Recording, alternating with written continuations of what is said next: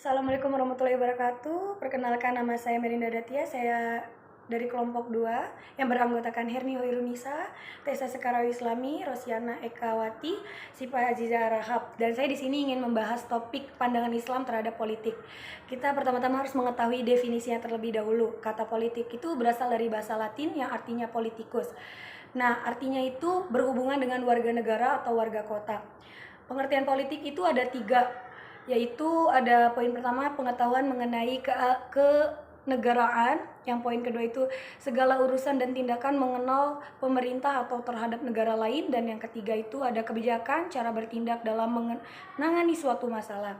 Lalu politik dalam Islam itu dibedakan menjadi 3 poin, yaitu ada politik dalam literasi Islam dikenal dengan istilah siyasah yang berarti pengetahuan masalah keumatan.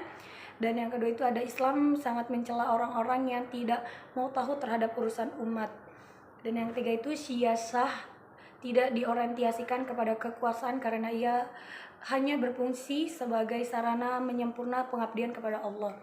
Dan yang ketiga itu yang selanjutnya itu ada Islam dan kekuasaan. Itu orientasi utama seorang muslim terkait dengan masalah kekuasaan, menegakkan hukum-hukum Allah di muka bumi. Lalu ini menunjukkan bahwa kekuasaan tertinggi ialah kekuasaan Allah, sementara manusia pada dasarnya sama sekali tidak memiliki kekuasaan.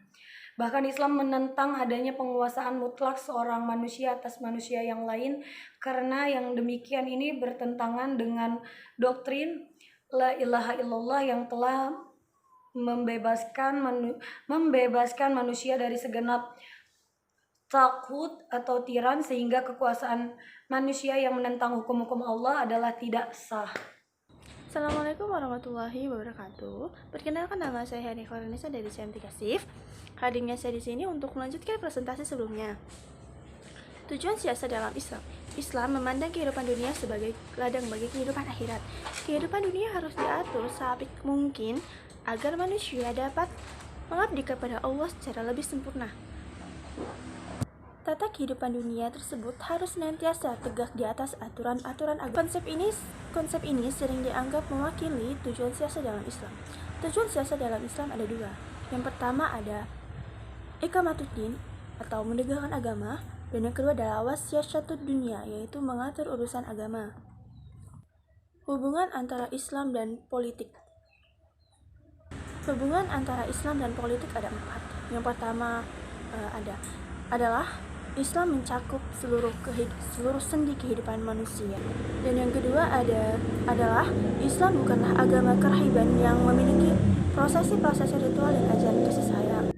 Yang ketiga, Islam bukan agama yang mementingkan aspek-aspek legal tanpa menghiraukan aspek-aspek moral.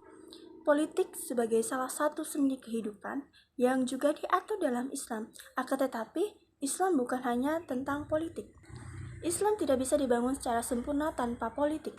Tegaknya hukum-hukum Allah di dunia harus diwujudkan dengan politik. Hukum-hukum tersebut tidak mungkin bisa tegak pada umumnya dan kekuasaan pada khususnya. Bahkan Ibnu Taimiyah mengatakan bahwa Islam bisa tegak hanya dengan 2, yaitu dengan Al-Quran dan pedang. Al-Quran sebagai sumber-sumber hukum Allah dan pedang sebagai simbol kekuatan politik atau kekuasaan yang menjamin tegaknya isi Al-Quran. Dan di sini saya punya satu quotes yang cocok banget dengan materi kita kali ini. Kata Hasan al-Banna, sesungguhnya seorang muslim belum sempurna keislamannya kecuali jika ia menjadi seorang politikus, mempunyai pandangan jauh di depan dan memberikan perhatian penuh kepada persoalan bangsanya. Keislaman seseorang menuntunnya untuk memberikan perhatian kepada persoalan-persoalan bangsanya. Sekian presentasi yang dapat saya sampaikan, kurang lebihnya saya mohon maaf. Terima kasih.